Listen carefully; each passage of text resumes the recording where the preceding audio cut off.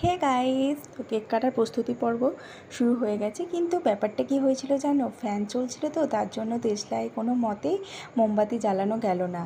তো ফাইনালি আমাদের সবাইকে বলা হলো, যারা লজের যে ইলেকট্রিশিয়ানগুলো ছিল তাদের বলা হলো যে ফ্যানগুলো বন্ধ করে দিতে, যাতে করে মোমবাতিগুলো জ্বলে যায়।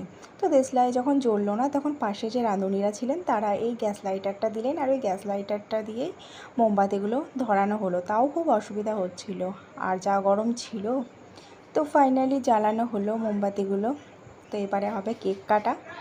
তো তোমাদের সঙ্গে কেক কাটাটাও শেয়ার করব। আর দেখো, হানসিকাকে দেখতে পাচ্ছ, ওই যে কোণে ওর দাদার কাছে চুপটি করে দাঁড়িয়ে দাঁড়িয়ে দেখছে। আরও সব বাচ্চাগুলো ছিল হানসিকার থেকে বড়, তো ওরা অধীর আগ্রহে ওরাও ছিল। স্বাভাবিক, কেক কাটাটা বাচ্চারা তো পছন্দ করেই, আর বাচ্চাদের জন্যই তো জন্মদিন, তাই না? তো হানসিকা হয়েছে, তোমরা আশা করি দেখতে পেয়েছো ওকে। ও খালি উকি দিয়ে দিয়ে বারবার দেখছে কখন কেক কাটা হয়, কখন কেক কাটা।